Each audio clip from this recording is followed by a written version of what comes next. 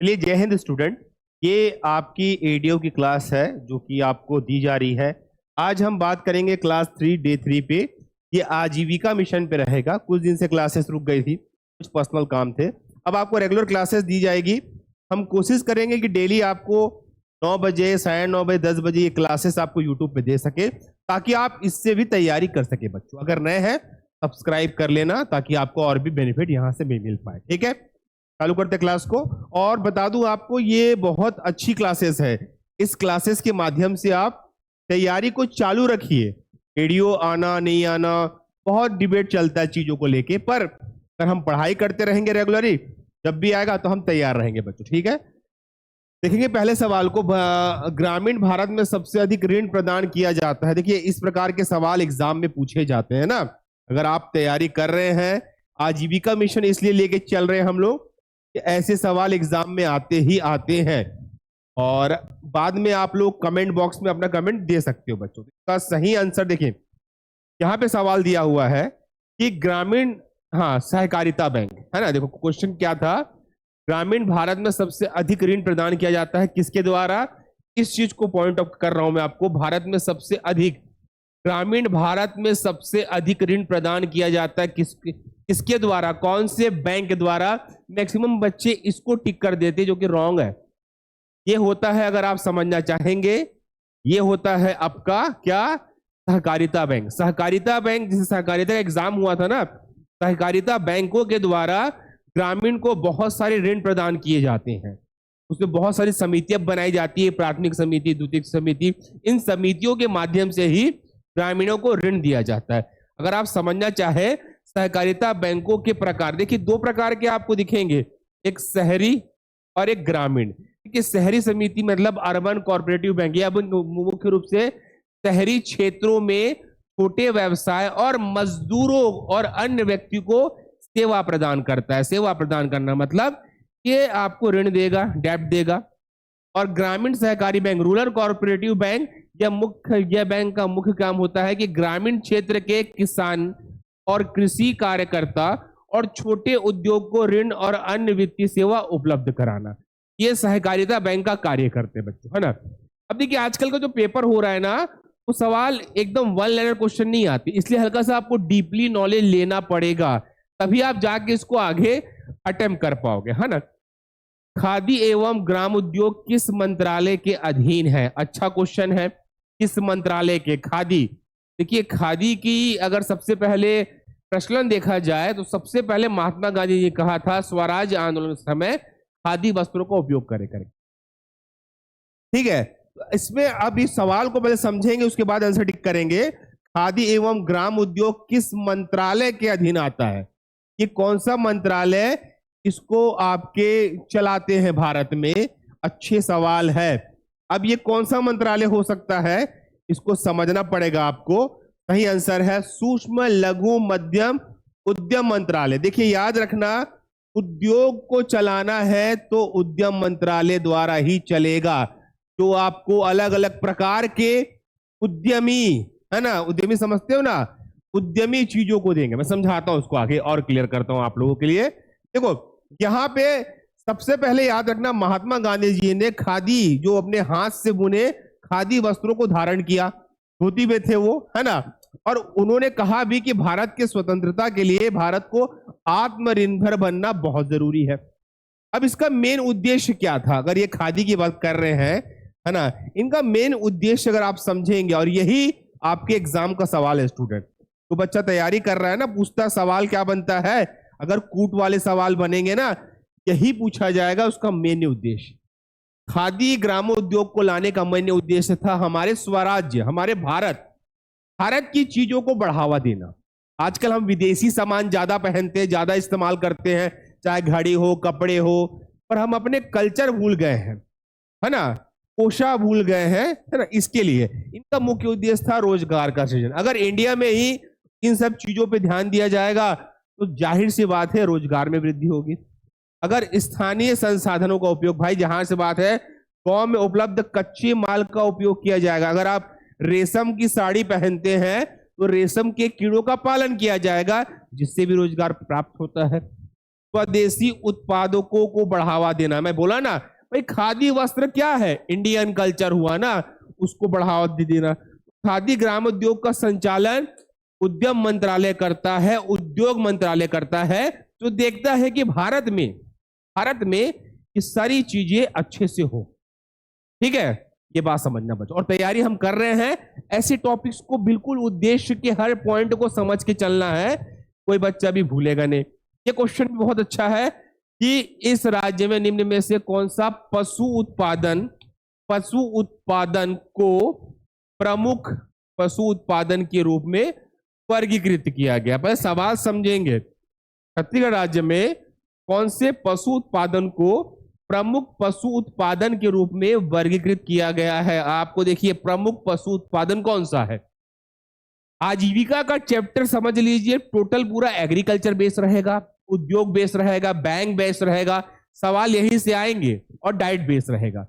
अगर आप इस सवाल को समझ पा रहे हैं, इसका सही आंसर है दूध, मांस और अंडा। जाहिर सी बात है, आप अगर समझ पाए पशु उत्पादन, है ना भाई, आप दूध का इस्तेमाल कर रहे हो, कई लोग मांस खाते हैं, कई लोग अंडा खाते हैं। यहाँ पे ऊन, देखो ऊन अलग चीज हो जाएगी, है ना, यहाँ पे गोबर अलग चीज हो जाता है। इस चीज को समझना है बच्चों। पशु उत्पादन का प्रमुख वर्ड भूलेगा कि प्रमुख क्या चीज है, दूध, मांस और अंडा, जिसका उपयोग पशु उत्पादन में किया जाता है। आजीविका मिशन के सवाल ऐसे रहते हैं जिसमें आपको खाना से रिलेटेड क्वेश्चन ज्यादा आता है, अनाज से रिलेटेड ज्यादा सवाल आता है। इन सब सवालों को आपको देख आगे आ जाते हैं बच्चों। ठीक है, स्व सहायता समूह में सामान्यतः सदस्य की संख्या कितनी होती है। हम तैयारी कर रहे हैं। अभी देखो, स्व सहायता समूह में सदस्य की सामान्य संख्या, मैंने इसको बहुत अधिक लाइव क्लास में चर्चा भी किया है कि स्व सहायता समूह, स्व सहायता समूह को बोला जाता है, अगर आपने मेरे प्रीवियस लेक्चर देखा होगा, सेल्फ हेल्प ग्रुप। ये जो होता है ना, ये आपको स्थानीय ग्रामीण महिलाएं, याद रखना, खासकर महिलाएं, ये महिलाओं के लिए बनाया गया ग्रुप है। ये महिलाएं यहां पे क्या करती है, इस ग्रुप के माध्यम से छोटे छोटे उद्योग करती है। क्या करती है, छोटे छोटे आपका उद्योग करती है। छोटे छोटे उद्योग समझते हैं ना, है ना, कोई कुछ बना रहा है, कोई टोकरी बना रहा है, कोई पत्तल बना रहा है। इन ग्रुप को ऋण दिया जाता है बैंकों द्वारा। भाई बैंक इनको ऋण देता है कम ब्याज पे, बैंक, है ना। इनकी संख्या होती है 10 से 20। कितनी होती है, इनकी जो संख्या होती है 10 से 20 होती है। स्व सहायता समूह is most important topic in आजीविका। इससे वो सवाल छोड़ ही नहीं सकता है, इसके पूरा डिटेलिंग याद होना चाहिए। इसलिए इस क्वेश्चन को अच्छे से समझा रहा हूं मैं, समझेंगे। देखो, यहां पे पूरा चीज समझना है। स्व सहायता समूह का उद्देश्य, ये जितने बच्चे भी पढ़ाई कर रहे हैं ना, इस उद्देश्य को ना भूलें। क्या क्या उद्देश्य है। पहला, आर्थिक सशक्तिकरण। याद रखना, सशक्तिकरण, सदस्यों को छोटी बचत करने और वित्तीय आत्मनिर्भरता प्राप्त करने के प्रेरित करना, सशक्तिकरण करना। सामूहिक उधारी, याद रखना, इस ग्रुप में 10 से 20 लोग होते हैं, उनको सामूहिक ऋण दिया जाता है कि आप अपने क्षेत्र में कोई भी छोटा व्यवसाय करिए। जैसे गुलाल आया था, हर्बल गुलाल आया था, है ना, गोबर का ब्रीफकेस आया था, छत्तीसगढ़ की बात हो रही है ना, गोबर का ब्रीफकेस आया था। तो एक ग्रुप को दिया जाता है काम, स्व सहायता समूह के माध्यम से बैंकों द्वारा इनको ऋण दिया जाता है। महिलाओं का सशक्तिकरण, इस समूह में केवल महिलाओं को आर्थिक और सामाजिक रूप से उसका विकास करना, कि अगर वो उद्योग करेगी, उद्यमी बनेगी, तो उनका विकास ही होगा। ठीक है, आत्मनिर्भर बनाना, जाहिर सी बात है, आज भी छोटे छोटे गांव में बहुत सारे काम है। आप कृषि को मत देखिए भाई, सिलाई है, बुनाई है, पशुपालन है, अन्य अन्य चीजों के लिए उनको काम में प्रेरित करने का काम है कि स्व सहायता समूह का गठन किया। सामाजिक परिवर्तन, जाहिर सी बात है, सेल्फ हेल्प ग्रुप से सामाजिक परिवर्तन हुआ। महिलाओं में शिक्षा, स्वास्थ्य, सारी चीजें अच्छी निकल के आई। जब उनके पास पैसा आते गया, तो खासकर वो अपने परिवार की स्थिति को ठीक कर पाए। तो ये स्व सहायता समूह का एक पूरा विवरण है, तो उसके उद्देश्य को बताता है कि स्व सहायता समूह क्या होता है। ठीक है, मेरे हिसाब से यहां तक बातें बिल्कुल क्लियर चल रही है। ठीक है, आगे अब देखो स्व सहायता समूह के कार्य। देखो हमने क्या देखा, उद्देश्य। अब मैं यहां पे एक आपको समझाता हूं क्रॉस कोर्स। जब भी कूट वाले सवाल आएंगे, किसे कूट वाले सवाल आएंगे, कूट वाले सवाल तो आएंगे आएंगे, जब भी कूट वाले सवाल आएंगे दैट यही तो रहेंगे उनके पॉइंट्स, इन्हीं पॉइंट्स को वो हाईलाइट करके क्वेश्चन में डाल देगा। ये पढ़ के जाना है बच्चों।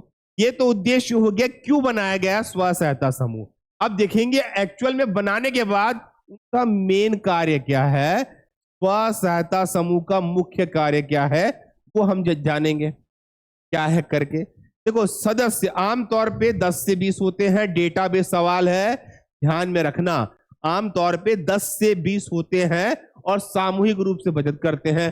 बचत व ऋण, इनको बचत व ऋण दिया जाता है जिनसे ये अपना व्यवसाय चालू कर सके। मान लो किसी को हर्बल गुलाल बनाना है तो स्व सहायता समूह एक ही गांव के हर घर से एक महिला लिया जाएगा, उनका ग्रुप बनेगा। वो क्या करेंगे, वो करेंगे एक्चुअल में उन सभी को वहां पे जाएंगे और अपना बैंक में जाके बताएंगे कि हम ऐसा करना चाहते हैं। स्व सहायता समूह रजिस्टर्ड होगा, उसी रजिस्टर्ड में खाता बनेगा और उनको ऋण दिया जाए। ठीक है, बैंकों के लिंक है, जाहिर सी बात है आपको ऋण देना है तो आपको बैंकों से जोड़ा जाएगा, है ना। ठीक है, फिर आपको ऋण दिया जाएगा। ठीक है, प्रशिक्षण और कौशल विकास, जाहिर सी बात है अगर कुछ ग्रुपों को चीजें नहीं आती है तो गवर्नमेंट के द्वारा ट्रेनिंग्स चलते हैं, सिखाया जाता है ताकि आप अपनी आर्थिक स्थिति ठीक कर सको। बहुत कुछ चीज छत्तीसगढ़ में ऐसा हुआ है, जैसे गोबर का ब्रीफकेस, गुलाल, है ना, छोटी कटोरियां, टोकरियां, ये कौन बना रहा है, ये स्व सहायता समूह बना रहे हैं। ठीक है, इस बात को याद रखना बच्चों, ये प्रमुख कार्य है। और आपके सवाल कूट वाले जब बनते हैं ना, क्या वाले, कूट वाले सवाल बनते हैं, यहां से बन जाते हैं, तो ध्यान रखेंगे सारे विद्यार्थी। आगे स्वसहायता समूह के लाभ, स्व सहायता समूह के लाभ मैं आपको पूरा डिटेल दे रहा हूं कि कुछ भी पूछे एग्जाम में कि स्व सहायता समूह के लाभ, हानि, कार्य, उद्देश्य, कूट वाले सवाल दे, आपको सब पता। भाई लाभ क्या है, आर्थिक सुरक्षा। भाई महिलाओं को मिलती है आर्थिक सुरक्षा क्योंकि वो काम करते हैं, उनके सभी सदस्यों को आर्थिक संकट का सामना करने में सक्षम बनाया जाता है। वित्तीय समावेशन, बैंक और अन्य वित्तीय संस्था से जुड़ने का अवसर मिलता है जिससे ऋण सुविधा में उसको लाभ मिलता है, कम ब्याज दर मिलता है। सामाजिक सशक्तिकरण, जाहिर सी बात है भाई, सशक्तिकरण को समझेंगे, आपके अंदर शक्ति कब आएगी, जब आप समाज से जुड़ते हो। आप और शक्तिशाली कब होते हो, जब आप आर्थिक रूप से विकसित होते हो। आप आर्थिक रूप से विकसित कब होते हो, जब आप कोई काम करते हो। समझ आई मेरी बातें। और महिलाओं की भागीदारी रखा गया, ओनली महिलाओं की, कि महिलाएं ग्रामीण क्षेत्रों में बहुत पिछड़ी हो तो उनका विकास हो सके, इसलिए इस चीज को बहुत ज्यादा महत्व दिया। ठीक है, आगे देखते हैं।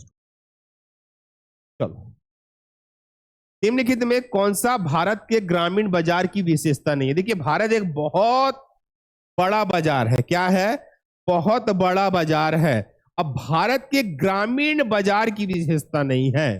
कृषि से आय बाजार की आय का प्रमुख स्रोत होता है, नहीं, ये नहीं है पूछा है, ये तो होता है भाई। बाजार की आय मौसम पे आधारित होती है, बिल्कुल होती है। ग्रामीण बाजार आर्थिक असामान्यता नहीं दर्शाता, ग्रामीण बाजार भौगोलिक दृष्टि से बिखरा हुआ है। क्या आपने स्टेटमेंट देख लिया। यहां पे मैं आपको नहीं वाले सवाल इसलिए करा रहा हूं कि यही सब सवालों को ज्यादा पूछा जा रहा है, यही सब सवालों को ज्यादा पूछा। आगे चलते इसका आंसर देखते हैं। ग्रामीण बाजार में आर्थिक असमानता नहीं होती। देखिए इसको समझेंगे, आर्थिक असमानता, आर्थिक असमानता में मतलब कि ऐसा नहीं है कि आर्थिक रूप से कोई अमीर है, गरीब है तो बाजार में उसको अलग भाव मिल रहा है।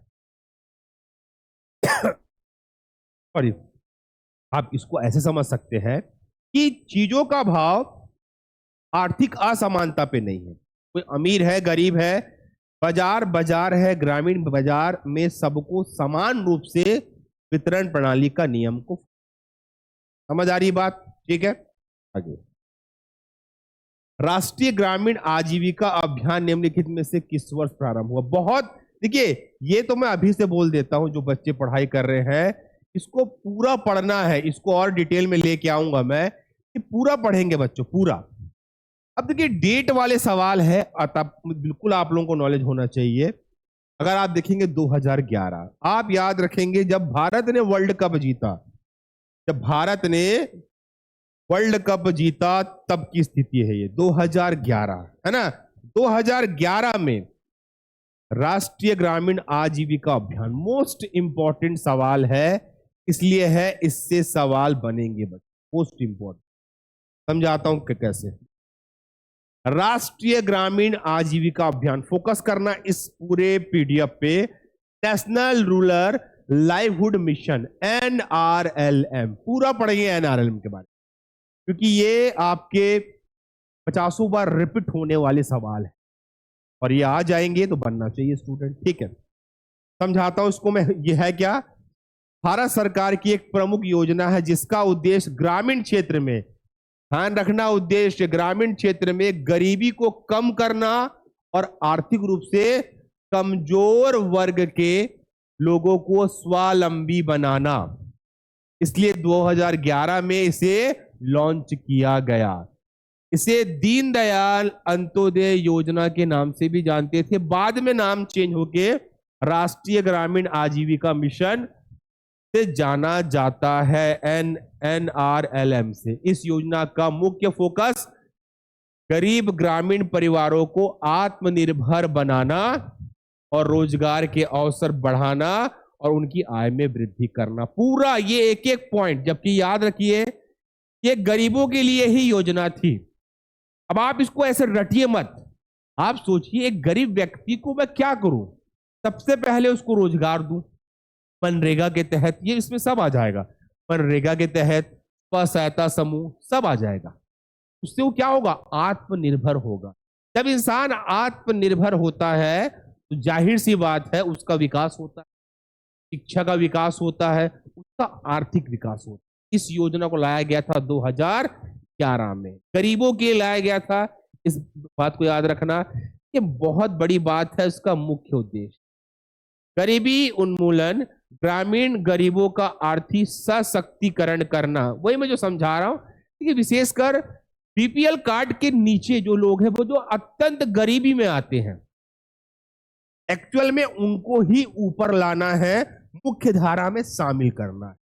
भाई एकदम गरीबी जहां पे खाने को नहीं है, जीवन बहुत अस्त व्यस्त चल रहा है, इसको देख के सारी योजनाओं को भारत में लागू किया। ठीक है, मेरे हिसाब से बातें समझ आ रही। अब देखो बहुत लंबा चौड़ा विशेषता है, थोड़ा थोड़ा दिख रहा होगा, मैं इसके मेन पॉइंट को समझाता हूं। पहले तो स्व सहायता समूह मैंने बता दिया कि भैया क्या होता है, इसका उद्देश्य यही था ग्रामीण आजीविका मिशन का कि लोगों की आर्थिक स्थिति ठीक करना। पूरी चर्चा की है। आजीविकाओं का सृजन, छोटे छोटे जैसे कृषि, पशुपालन, मछली, हस्तशिल्प, छोटे व्यवसाय को प्रोत्साहित करना, उनको ट्रेनिंग देना ताकि वो चीजों को और अच्छे और उनको ये बढ़ावा मिल सके। बैंकों से लिंकेज, जाहिर सी बात है, अगर आप बैंक से लिंक हो जाएंगे और आप एक भारत की योजना के माध्यम से जाएंगे, आपको रेट ऑफ इंटरेस्ट गवर्नमेंट बहुत कम लेती है, इससे आप अपना व्यवसाय बहुत जल्दी चालू कर। प्रशिक्षण व कौशल विकास, NRLM गरीब परिवारों को विभिन्न प्रकार के कौशल विकास कार्यक्रम पे जाके प्रशिक्षित करती है ताकि आप अपनी आजीविका को बढ़ा सको। सामाजिक समावेश, जाहिर सी बात है, जब आप समाज में आके काम करेंगे तो आप सामाजिक परिवेश में आएंगे, उनके एक एरिया में आ जाएंगे। जब उनके एरिया में आएंगे, जाहिर सी बात है आपका विकास होगा। ठीक है, उसके बाद आर्थिक सेवा की उपलब्धता। NRLM का मुख्य उद्देश्य गरीब ग्रामीण परिवार को बचत, ऋण, बीमा, पेंशन जैसी वित्तीय सेवा प्रदान करना ताकि परिवारों के आर्थिक संकट को निपटाया जा सके। आपके आसपास कई महिलाओं को पेंशन मिलता होगा 500 रुपए, 700 रुपए महीने का, 800 रुपए, ये सब इन्हीं योजना के तहत ही हो पाया, वरना ये हो नहीं पाता। ठीक है, और ये तो ठीक है, आगे आते हैं। चलो अगला सवाल, मेरे हिसाब से NRLM समझ गए होंगे। इस पे एक पूरी क्लास लूंगा मैं एक दिन और, ताकि चीजों को और मैं आपको डिटेलिंग में समझा सकूं। इस राज्य के खादी खादी मतलब महात्मा गांधी जी ग्रामोद्योग बोर्ड का मुख्य उद्देश्य क्या है इस राज्य के? देखिए, सवाल को पूरा पढ़ना पड़ेगा, अभी पैटर्न बदला है, एक एक चीज को डिटेलिंग से तैयारी करनी पड़ेगी, तभी आप एग्जाम में से कनेक्ट कर पाओगे। क्वेश्चन क्या दिया है? इस राज्य के खादी एवं ग्रामीण उद्योग बोर्ड का मुख्य उद्देश्य। चलो देखते हैं आंसर क्या है भाई। इसका आंसर तभी है, समझाता हूं। ट्रस्ट, संस्था, समिति, स्व सहायता समूह की ग्राम उद्योग स्थापित करना, हमने बात बिल्कुल किया है, इससे आप समझ गए होंगे।